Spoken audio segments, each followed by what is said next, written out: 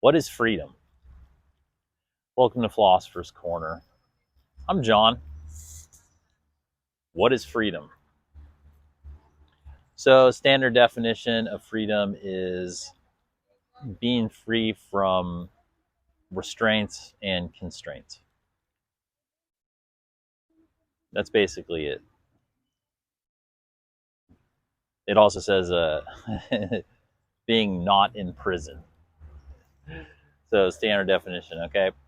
Um, so, freedom. It's a word that basically everybody cherishes it. It means a lot of different things to a lot of people. But philosophically, starting with the basic definition of just not being in prison or being free from restraints or constraints, we'll start there. So, base level of freedom is just not being a prisoner.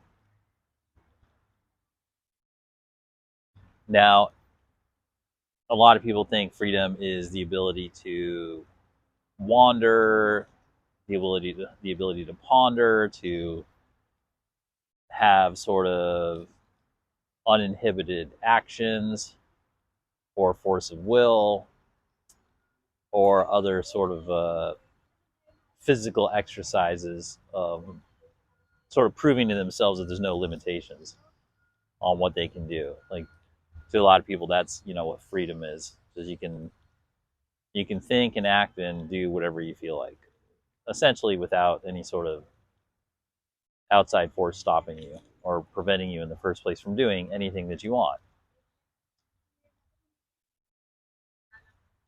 Now, interesting question is, okay, let's say in terms of freedom being just not being a prisoner, is freedom present in somebody who doesn't know, who is unaware that they are without restraint or constraint? I'd say yes. I'd say even if that person hasn't done a conscious examination of their level of freedom, that they are, whether they know it or not.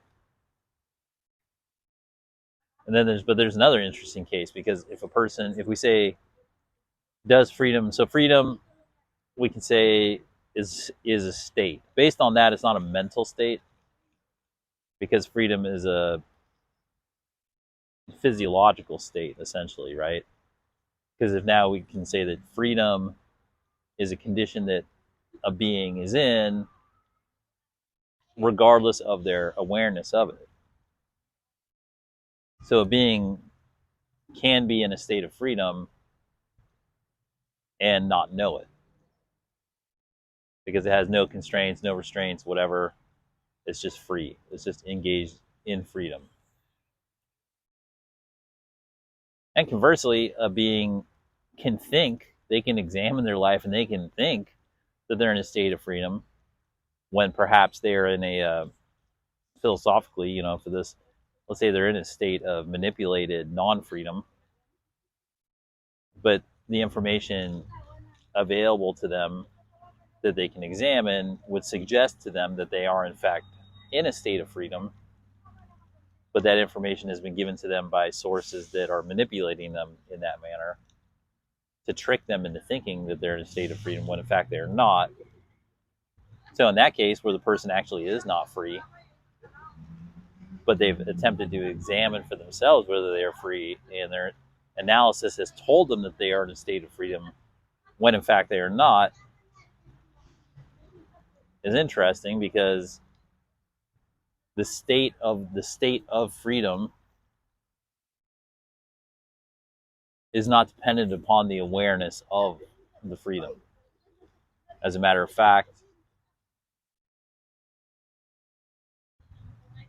the conscious awareness of the situation can, and throughout historical documentation has been manipulated to actually make the being who's not free believe that they are in a state of freedom, as opposed to an individual who is living an unexamined or unconscious existence can be actually in a state of freedom and have no understanding of it, but they're still free.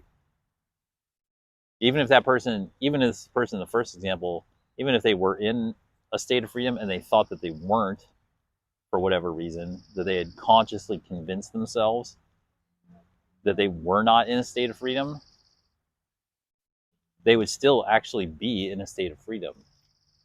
Now, their mental analysis and awareness may have caused them to essentially mentally cripple themselves, a sort of psychosomatic reductions of their freedoms. They've reduced themselves. They've manifested in themselves through their own power of their own mind, putting themselves into a state where they don't believe that they are free, even though they are free. And so it'll appear very real to them that they are not free, but when in fact they are actually existing in a state of freedom. As opposed to the other example, where the person who's also in this situation been manipulated into psychosomatically believing that they are in fact free when they're in a state of non-freedom. And that effect is achieved by a variety of means, which, that's usually the subject of most dystopian novels, is a rational explanation of how outside forces could convince you that you're free when you're not free, as opposed to this other person who actually is free, but they're convincing themselves that they're not, just through, for whatever reason, power of their own mind, right?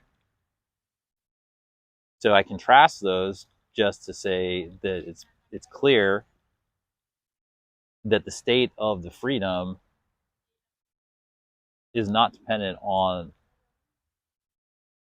the awareness of the individual as to what they have analyzed their state of being to be. Because it can be analyzed correctly or incorrectly through a variety of means.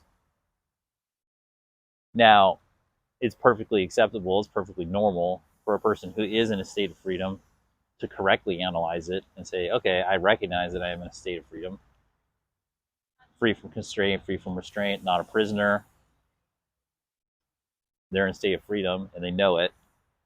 And that's holistic. And it's also the case where a person can know that they're not in a state of freedom and they're aware of it and they know why, or they know the factors involved, or they know what the limitations are that confirm that they are in fact not in a state of freedom. So we can have all the cases.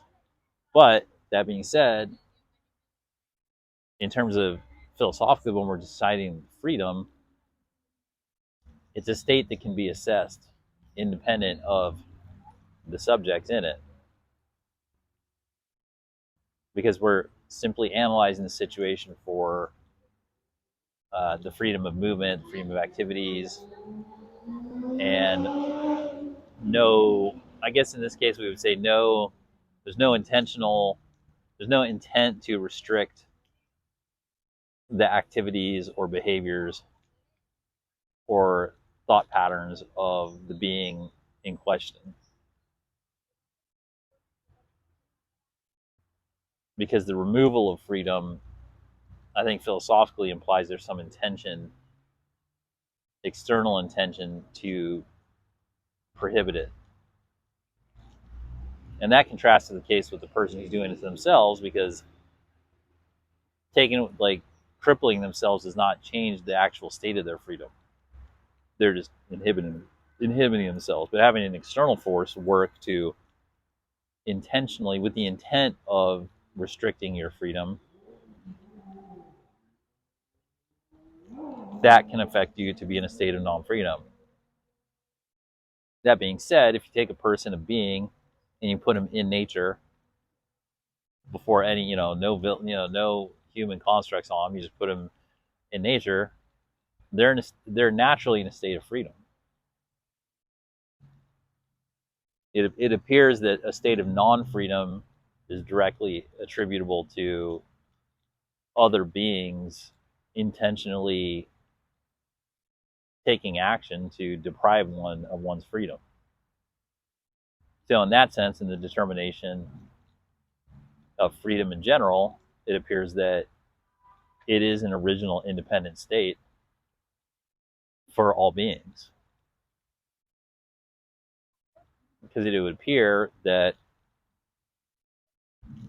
in order to go from a state of freedom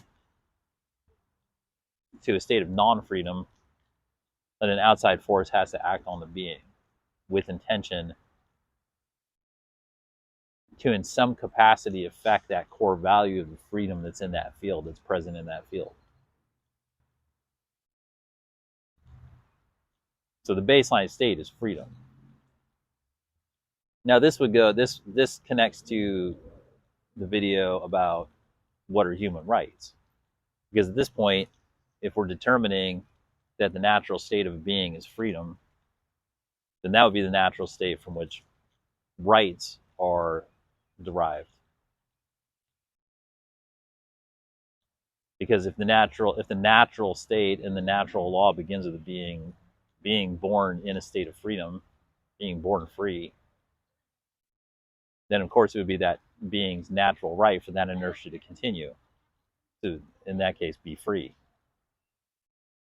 And that would be the nucleus, that would be the genesis of all human rights, would be understanding that the fundamental organic state of being is freedom, and that external forces have to be applied to alter that state of freedom.